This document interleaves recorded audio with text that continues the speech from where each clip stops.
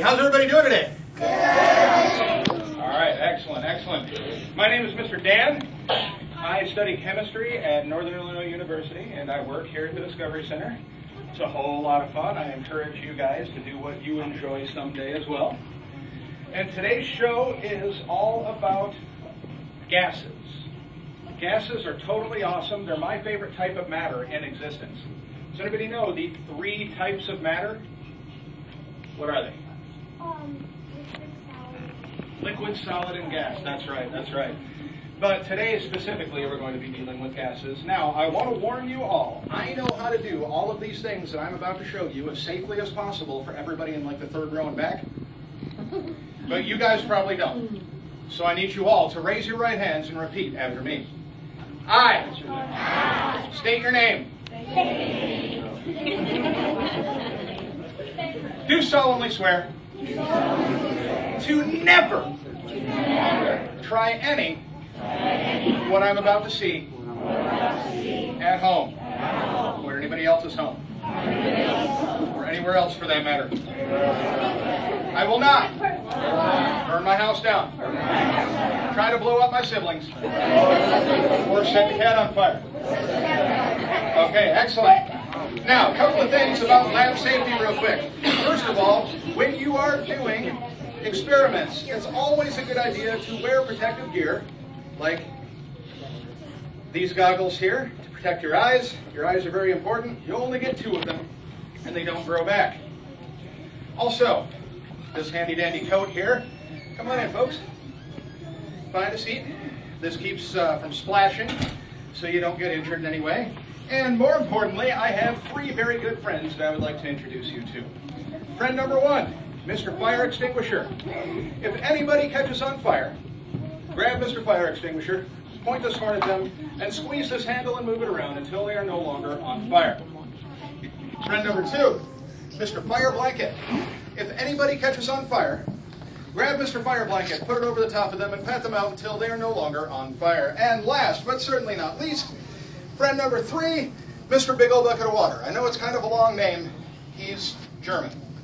Anyway, if anybody catches on fire, grab Mr. Big Ol' Bucket of Water and dump it over the top of them. Hopefully that will put them out. I say all of these things not for your safety, because all joking aside, you guys are pretty well safe. However, I am going to be blowing things up and setting things on fire. It's not the safest thing in the world to do. I like to have as many ways as possible to put myself out. Now, kids, you want to see the whole show, right? Yeah. That is your incentive for putting me out as quickly as possible if I catch on fire. Adults, you don't want your kids to hear words they shouldn't hear, right? That is your incentive, to put me out as quickly as possible if I catch on fire. For the record, there might be a point where it looks like I've caught on fire, but I haven't. If I do actually catch on fire, I will give you guys a signal. Should look something like this. I'm on fire! So you know what to do in that situation, okay? All right, now also real quick, there will be points where I have to turn down the lights. I do not want any screaming, I do not want any crying. There will still be some light. It will look something like this. Okay? And I can always tell who's not paying attention because their faces are nice and brightly lit up by their phones. Alrighty. Without further ado, let's go ahead and get started. Like I said, today's show is all about gases. My favorite gas, and yours too, whether you realize it or not, is all around us right now. What is it? Air. Air. Air is approximately 20% oxygen and 70% nitrogen. But that oxygen is really important for us because without it, we wouldn't be able to breathe, so we wouldn't be here right now. Fun fact though, hamsters can breathe nitrogen totally fine. So if all of that oxygen were to go away, we wouldn't be here anymore. But hamsters would be A-okay. Now, my second favorite type of gas is water. You guys are probably thinking, wait, water? Water's a liquid, not a gas. Water exists in all 3 of those states of matter on Earth. It exists as a solid, like your ice cubes in your ice cube trays at home. It exists as a liquid, like this liquid water I have in my bottle here. And it exists as a gas, water vapor. Water vapor is hard to see with your eye, but if you go outside and look up in the sky and see those big white fluffy clouds, you can come on in.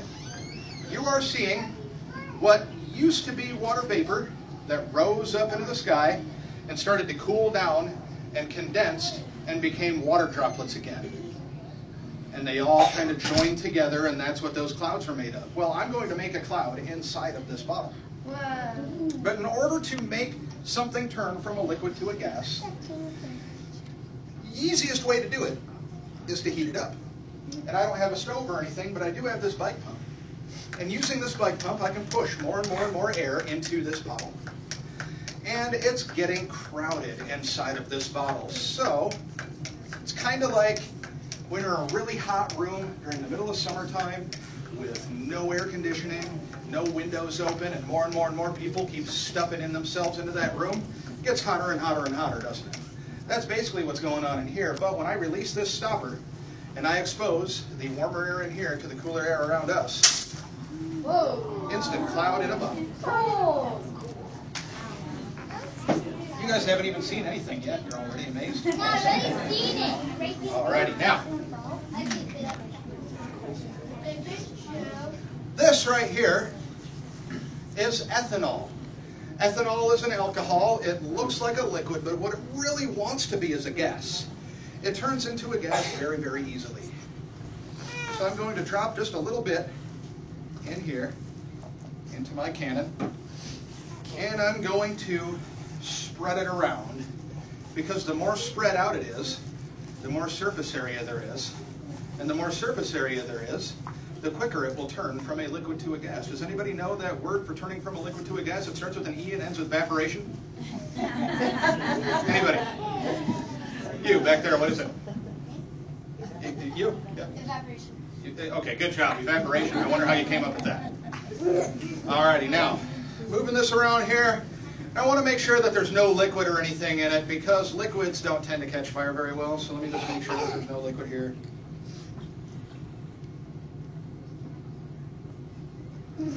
Okay, I think we're good. I'm going to put my pig on top of my cannon here. By the way, I know that this is a cannon because it says cannon. Okay? And I know that this is a pig because it says pig. And we're not going to talk about the first time that I ever tried to do this, kind of like we're not going to talk about that little hole in that ceiling tile there. We're just going to go ahead and do it, see what happens. Got my chicken stick here. Chicken stick. As you're probably wondering, chicken stick, I don't see any chickens. Well, you see one, me. Because I don't want to catch fire. Now, in keeping with our agricultural theme for this demonstration here, we've got my pig, we've got my alcohol made out of corn, we've got my chicken stick. If my pig flies at you, duck. Everybody ready? 3, 2, 1.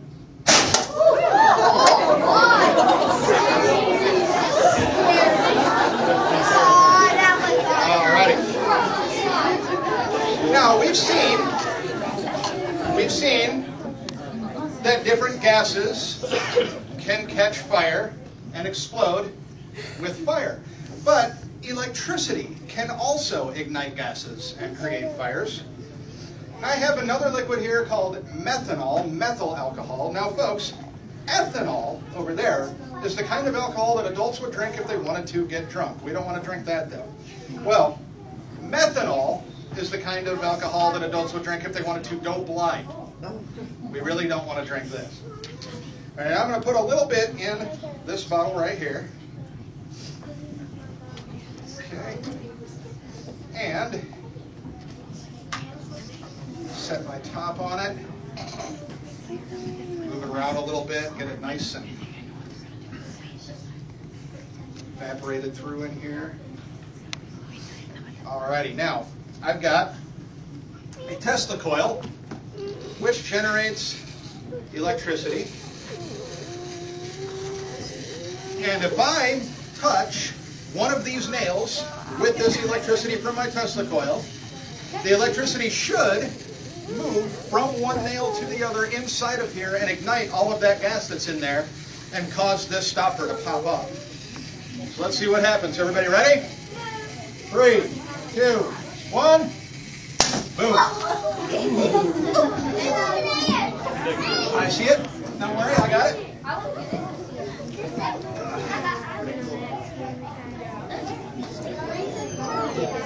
So you've seen that, yes, electricity can also start fires. we know, judging from what we've seen, that there are plenty of gases that can catch on fire, but fun fact, there are also gases that can put fires out. And I have a couple of very special ingredients inside of these flasks here. I've got yeast in this one, and I have sodium bicarbonate in this one. Does anybody know the other word for sodium bicarbonate? Baking soda. Okay? And then I also have some vinegar and some hydrogen peroxide. So I'm going to mix the vinegar in with the baking soda and the hydrogen peroxide in with my yeasty beasties here. Yeah. Alrighty. And as you can see, both of these are bubbling, which means that both of these are making gases. So, mix them up pretty good here. This one's going to bubble over. That's all right. Alrighty, now, time for some fire.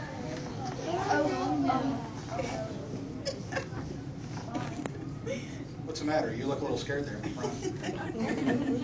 Can't imagine why. All right, now we can all agree that this stick is on fire, yes? Yes. The stick is on fire. Okay. Oh, wow.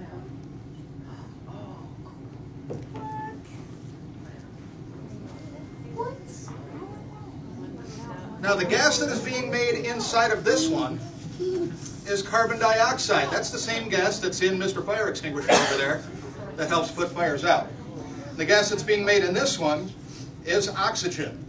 That is, well, what we need to breathe, and it's also what fires need to breathe. Without oxygen, a fire can't stay lit very long. Alrighty.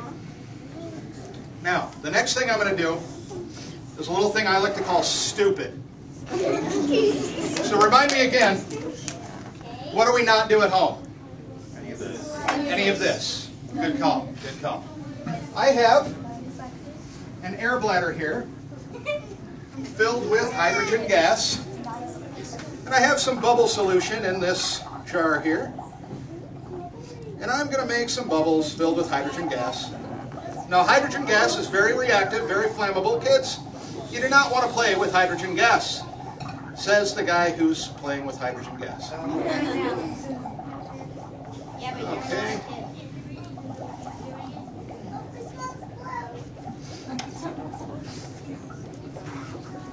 All right, I think that's good. Now, this is going to be one of those points where I need to turn down the lights. First, a little fire. Go.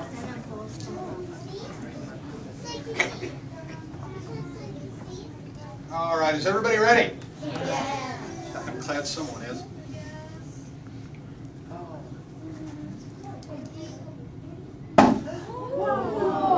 Now that I can do one more time.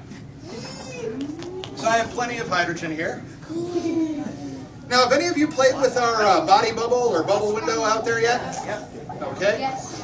This is that same solution that I like to put in that body bubble.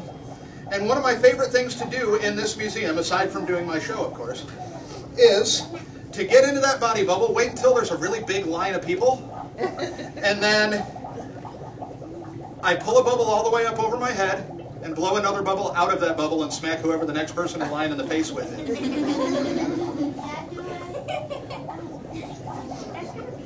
All right, now I said this was stupid. I didn't say I was stupid, so I'm not actually going to put that much hydrogen in my hands. But we'll still see a really cool explosion, and bam. Now, I know that all of these things that you have seen have been really, really cool. But I know that what you really want to see is me blowing up a balloon. Yep. Well, I can do that, but I got to warn you, it's very, very dangerous, especially for this guy right here. So I'm going to need everybody's help. I'm also going to need to wear my safety goggles. And you're going to need to wear your safety goggles. That's really unfortunate. I'm just kidding. Do you really think I would do anything to hurt you? That's what happens. That is a big one.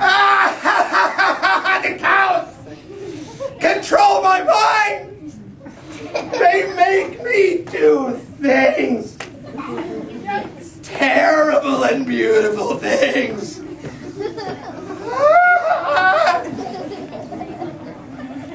And I'm going to need everybody's help. I'm going to need everybody to count backwards from 3 for me when I say go. Can you do that? All right. Go. 3, 2, 1.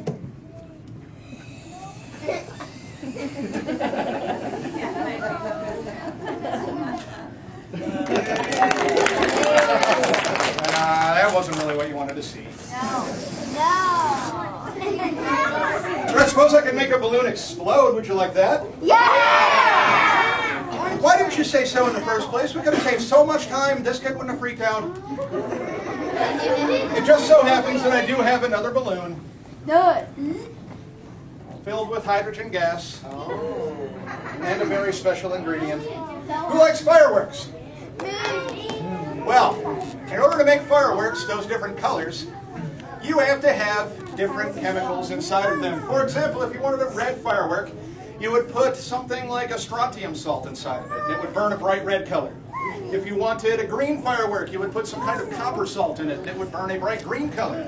And if you wanted a purple firework, you would put some kind of potassium salt in it, and it would burn a bright purple color. And that is what I've got in here, so hopefully we will see some purple fire. Now, before I do this, I need to warn you. This is going to explode. It's going to make a loud noise. Sometimes it is so loud that they can hear it at the front desk out there. So, if anybody is nervous about loud noises or explosions, if you have any kind of, I don't know, disability that prohibits you from being able to handle that sort of thing, post-traumatic stress disorder, anything like that, now would be a good time to head out that door.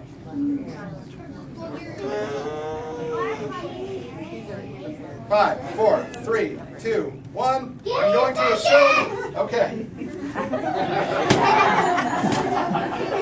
I'm going to assume that everybody who is in here is okay with loud noises, yes? Yes.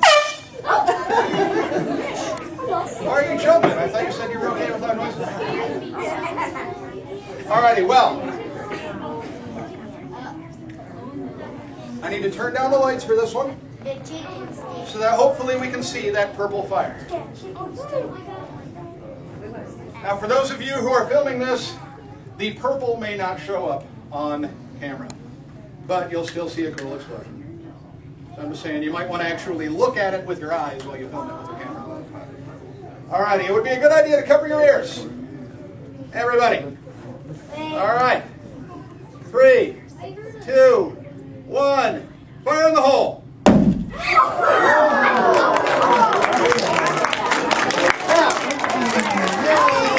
Way back when they tested the very first hydrogen bomb at the Trinity testing facility, they had no idea what was going to happen. They were afraid that it was going to blow up and ignite all of the oxygen in the atmosphere, burn it all up, and get rid of it. Folks, it's a good thing that didn't happen, because if it did, we wouldn't be here today and the world would be overrun by an intelligent race of hamster people. I'd like to thank you all very much for coming out to the Discovery Center today. Without you guys coming out to see this, I wouldn't be able to do this, and doing this is awesome. So thank you very much.